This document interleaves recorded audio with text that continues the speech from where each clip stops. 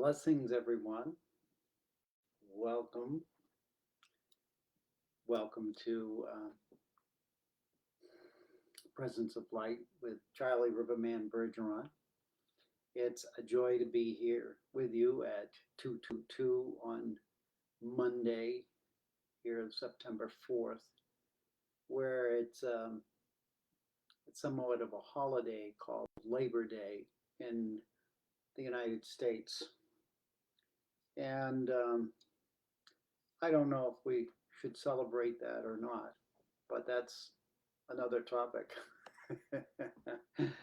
Many times I wonder if the way we work here in this country is really for our benefit, or it's something that has been a form of control. Uh, it seems now in these days it's more of a form of control than earning a living and doing what we desire from our hearts. So as I begin, the topic today, as I started this morning, was really one of what does being present mean? As I awakened,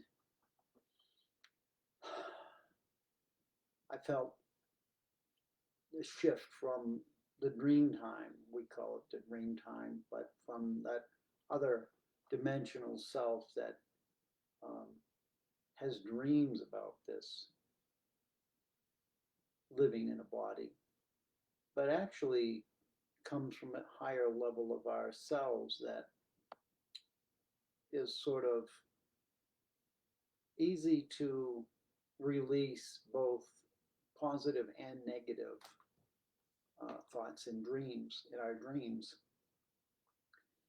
And when I recalled some of the dreams I've had over the past couple of days, this full moon, this super moon, blue moon has been really extensively heavy for a lot of us. And I keep saying, well, it's trickling down, the energy is trickling down, but it still captures me in moments of um, personal disturbance.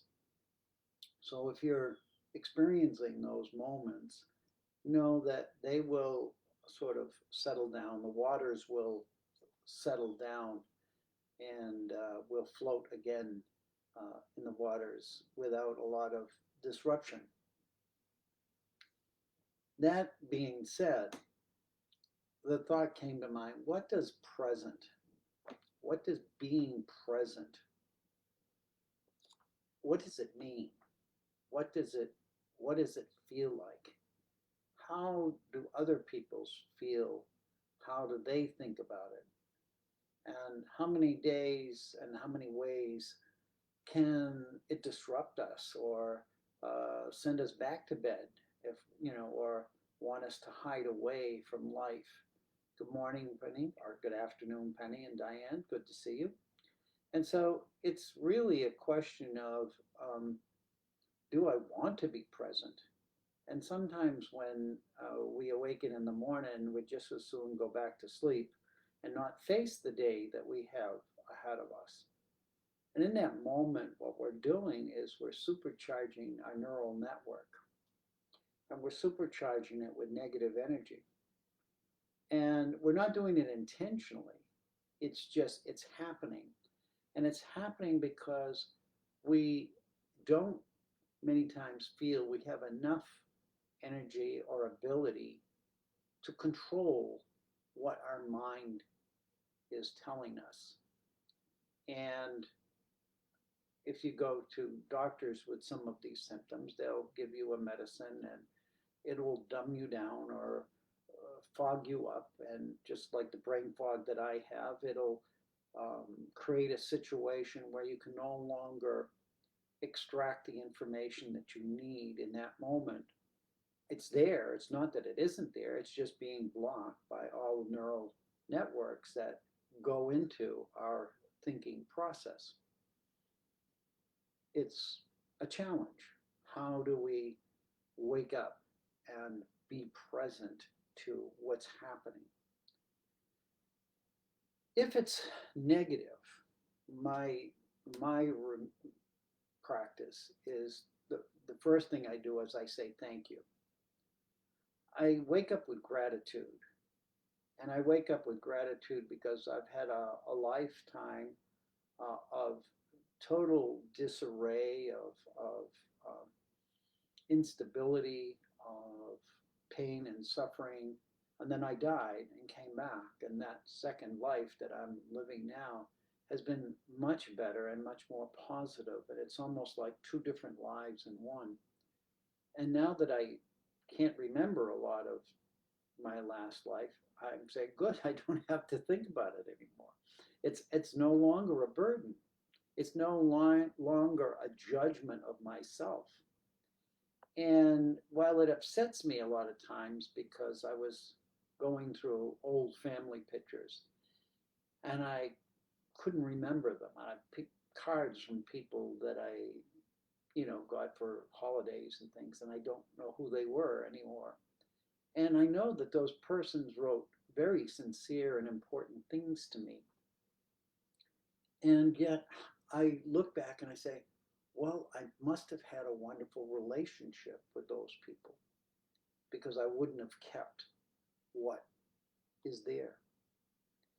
So the key is, as I go through this, is what do we keep that reminds us of how we were loved, of how we are cared for, how we were important in other people's lives, and those people were important in our lives, even though we may not remember them at this point in time. That was coming together with each other at a higher level than just an acquaintance or a family member. And as many of you speak to me privately, you know will tell me how your personal home life was horrible and how you're suffering from trauma and you can't allow it to release you. And the reality for me is I can't fix that. It's not about me fixing things. It's about you coming to the awareness that you are the fixer.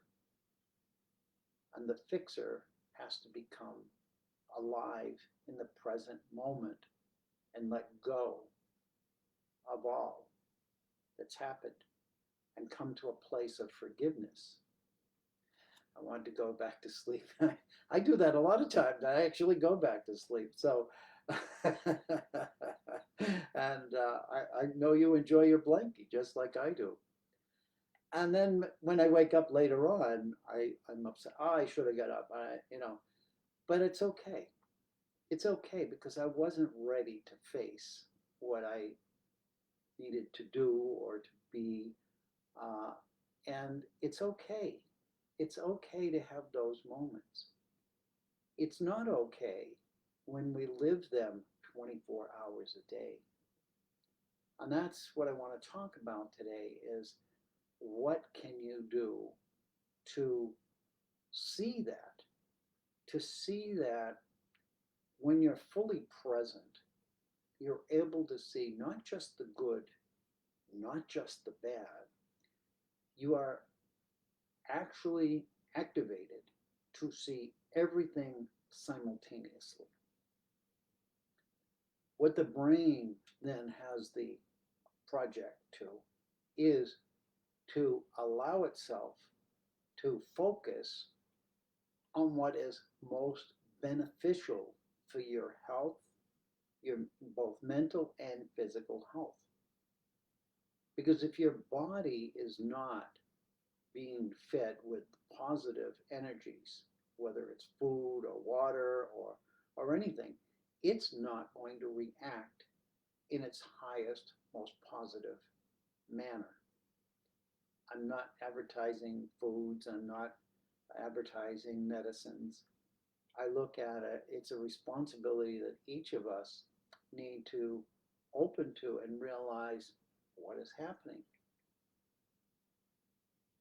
Yes, sometimes we need to go to the doctors and ask for advice.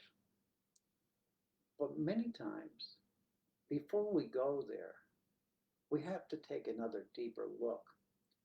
When it gets to the stage that we have to go to the doctor, what that means is we have let something go that was happening all along, and the roads all led to this process. I know people will disagree with that, but in my own path, that's what I've noticed. And I've noticed that when I'm not working in a sort of a future state, a state of what can I do next that's best for me? How can I honor myself and serve that higher self that I am? Things start to fall apart. And then I have to come back, I have to pause, take a rest somehow. Even for days can, sometimes I don't show up. And I've been doing this more and more lately because so much is happening in the world around us that's affecting us. We can't do anything about that. And I say that it's not our responsibility to be in charge of fixing that. But it is our responsibility to take within ourselves and say, I'm going to not listen to that. Or I'm going to focus on the trees or the neighborhood, or working for somebody who's hungry, or helping others, or practicing kindness, sending love. Because those are the things we want. And we're not going to get them if we can't give them. It's, it's an amazing process. And I've learned over the past few years, especially working with Global Heart Team and other groups, is the more I give and the more I trust, even the untrustworthy, the stronger I believe in myself. And the quicker it is to see when somebody's using me or abusing me. And it doesn't matter whether it's intentional or not intentional. I then can see that, okay, do I allow this to happen to myself, or do I say something and end it? And most of the time, I will, if it's severe, I will end it. And it's never never a good feeling, because I would love to help everybody. But some people are so stuck that all they're doing is sucking my energy out of me. And you all know who those energy suckers are in your life. I know you know them. You know them more than well, because you feel drained when you're around them. They may be wonderful, beautiful beings in some other level, but in the way that they respect and work with you, it's almost like a greediness. And I got married when I was 18, and that's what I married, was an energy monster. She sucked every bit of life out of me.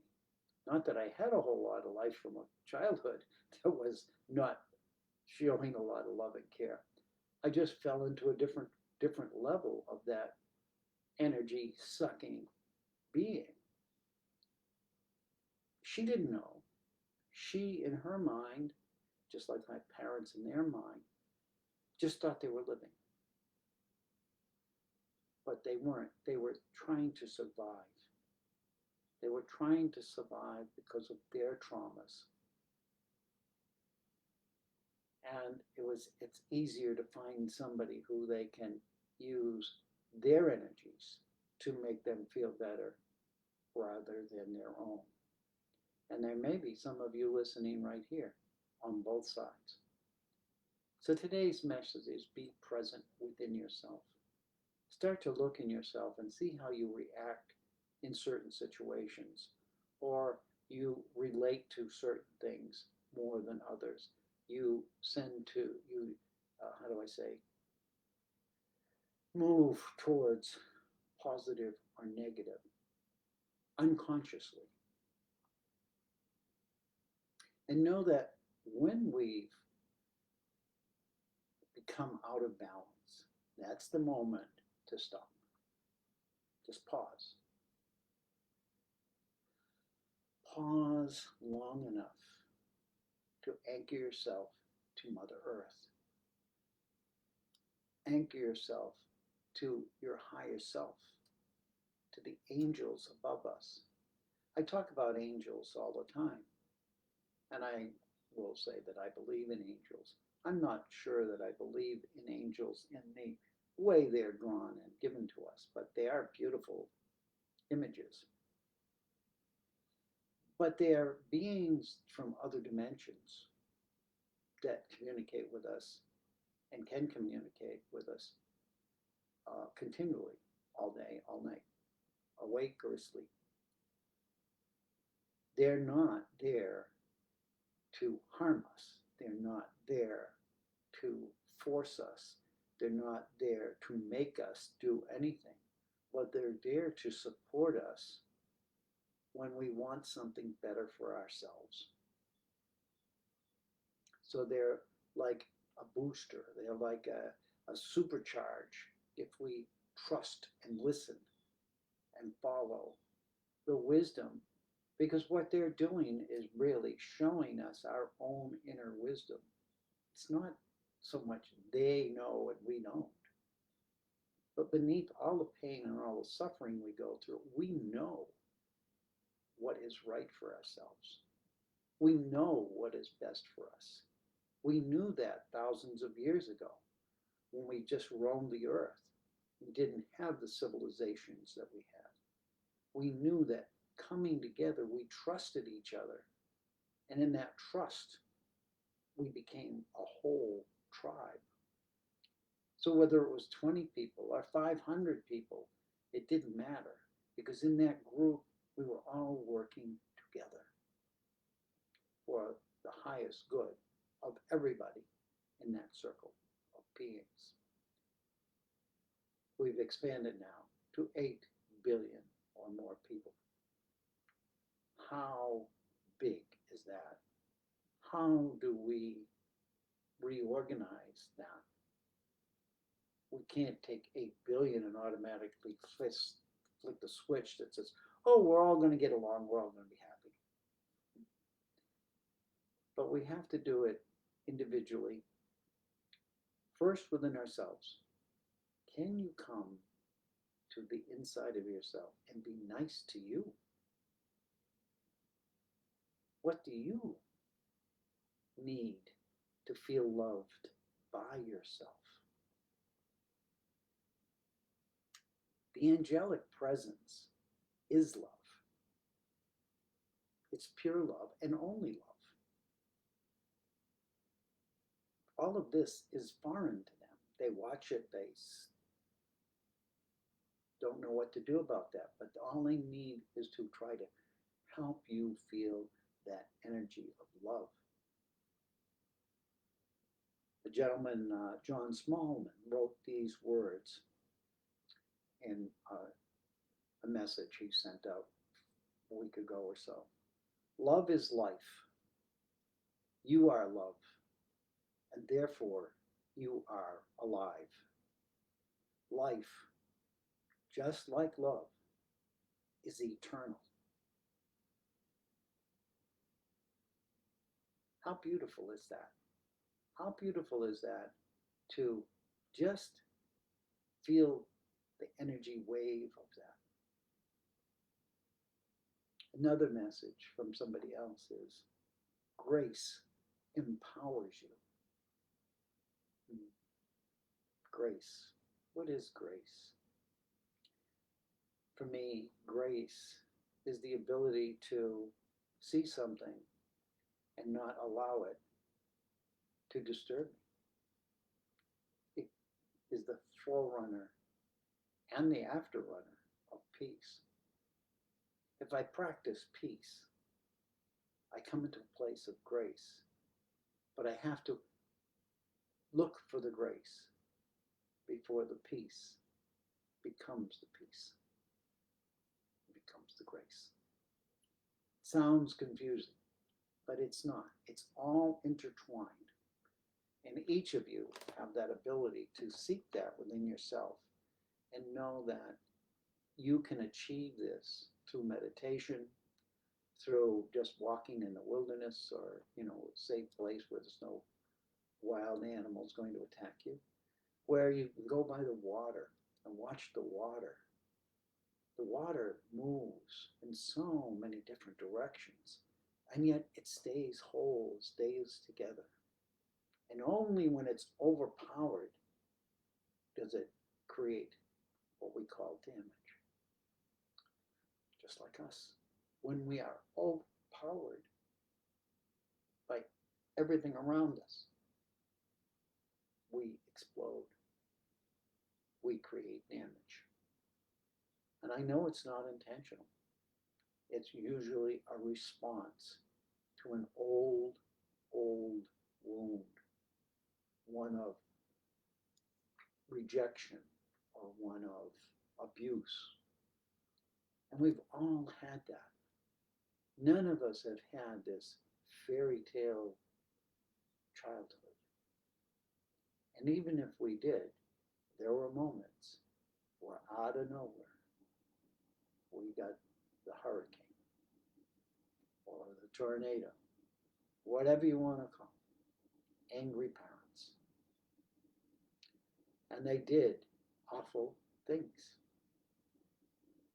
They didn't do it, I'm going to give most of them credit, with an intention because that made them feel better. But yet some of you had a very abusive parents, and they still have today. This has got to stop, and the only way it can stop is for each of us to come back into our hearts and have compassion and love for ourselves and bring those angelic qualities into our life. The angelic qualities, which you hear me talk about all the time, are peace, light, and love, because that's what I experienced. And it's beyond any words that can describe it. And sometimes I get tired of trying to explain it because you just can't. There's no words for it. It's unbelievable. To the human mind, it can't fathom. The human mind can't hand that kind of energy. It's over its ability to, you have to be out of your body in order to really connect with it. And when you come back, it's like, wow, what happened? And you seek more of that. You try to say, well, if that could be in some state of my beingness that was not physical, how do I open the gateways to allow at least a trickle of that come in? Each of you deserve that trickle. Each of you deserve the peace, the light, and the love. And I hope you can hear me, because sometimes I sit back and talk softly, so give me hell if you want. Because it's not real. Hell is just a figment of our imagination. It's what we have created in order to punish ourselves and to punish each other and to say, there's no help for you. But I'm here to tell you there's help for all of you. And it comes right here, right from your heart. Tune into your heart. The next moment I want to offer you just a little thought that also came, that in order to restore the essence, the true essence of who we are, we have to begin by clearing our energy fields. And there are so many ways to do that. I just read an article about meditation helping with COVID and how people with brain fog, which I have, the more we meditate, the less brain fog we have. And it's been done, a study around the world. And I meditate, but I could meditate more. I'm now no longer seeking medicines, magic to make it happen. I've adjusted to the brain fog. I know it's there. I know that it's just a neural traffic jam somewhere, and it's repairable. And if meditation will work, I'm willing to give it a try. All of you need to find something to try, to seek what you can find to help you. A certain modality, a certain food, a certain area, whatever it is. Because we're all unique. What will work for me may not work for you. But I encourage you to seek. Seek what will feed your higher self and bring out those angelic qualities of peace, light, and love into your whole auric self at a very higher and more intense frequency. This is what we're looking for, to return to the true human being, not the laboratory test, not the being that's being manipulated by people who are looking for dollars and material things. My beloved said, why would anybody spend $300,000 for a car? And I said, because they have it. They have it to spend. I said, but the reality of that is our car insurance is going to go up. Because when they have an accident, the insurance companies are now paying hundreds of thousands in damage. And yes, they have the money, but the companies have to pay out large amounts. And who hurts? We do. Same thing with electricity. The same thing with gasoline. The same thing with every commodity that we exist with. The more people can buy it, the more they can treat it like trash. The more they can have less respect for it. And here we go. What do we have now? Less respect for humans. I didn't create this. You didn't create this. We're all part of it. And we have to wake up and realize that we are far more than who we've been told we are. And we need to tap into our heart to hear the message. Bless you all. I'm going to let you off to the rest of your afternoon. And please share these talks with other people. I'm not here to make money. I'm just here to express what I've experienced for 22 years and to be 23 years in October. And to just to let other people know that we're not here to be bullied and tortured. We're here to live in happiness, compassion, love, and care not only for us as humans, but all of the animals, the birds, the earth, the sky, all of the elementals, all of the fairies. Somebody sent me a thing about fairies. Yes, there's fairies. There's always been. There's been things that we just don't see or we experience. And years ago when we did know them and did experience them, somebody came along and killed us and told us, if you believe in those, we're going to hang you, or we're going to burn you at the stake, or whatever it is. If you don't listen and believe and do what we tell you, we'll kill you. So what's our alternative? We believed. Believe or die. Not a real pleasant way to live, is it? So let's end it. And when we get out of balance, just hold an intention of divine connection, whatever that means to you.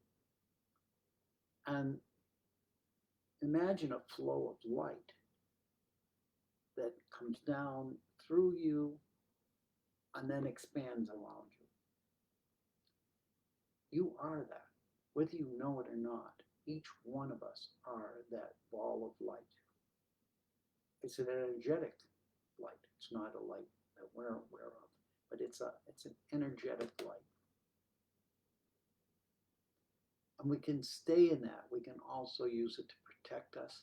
We can also use it to come into and heal ourselves. All the dimensions connect to that light, whether it's whatever you believe in. Okay, I'm not going to go expanding on dimensions. I'm not going to expand on angels, but they're there.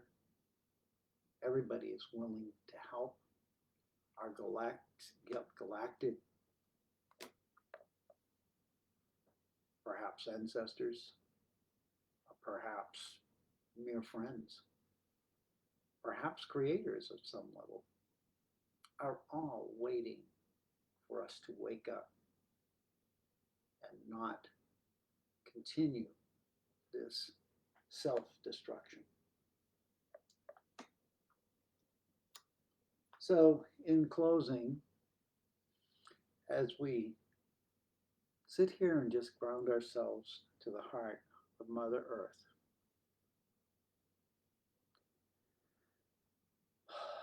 take a deep breath. And another one, and slow it down.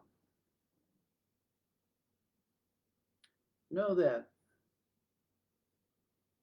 when we think of evolution, when we think of evolution that each of us are doing, remember that right now it's happening at an extremely fast speed. We are all evolving. And this isn't the Pony Express. This is beyond jet speed. Everything on Mother Earth is becoming more conscious, more consciously aware of everything else around it.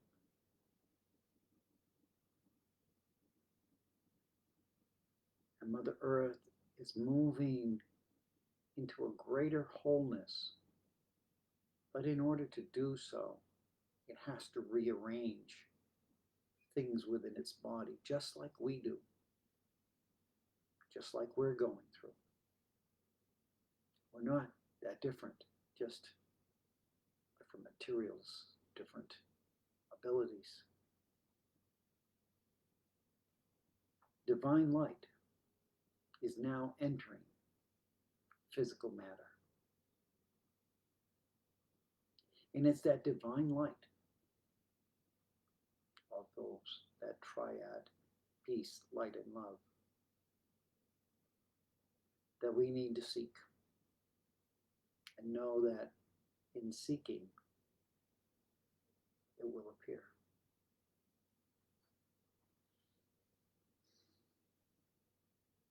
And for I and my guides, we love you, we thank you, we respect you. We are you. You are us. We are one heart, one love. For how long? Forever. Bless you all. Thank you all. May your day be wonderful. May your week be wonderful. I wanted to do this at the beginning of the week so if people could see this, they could think about it while they're out in the world working and doing things. The weekend is usually people go and have fun and be with their families. They don't want to get too heavy. But I love if you carry these messages in your heart. And you don't have to follow everything, but the parts that touched you or made you think differently, think about them again.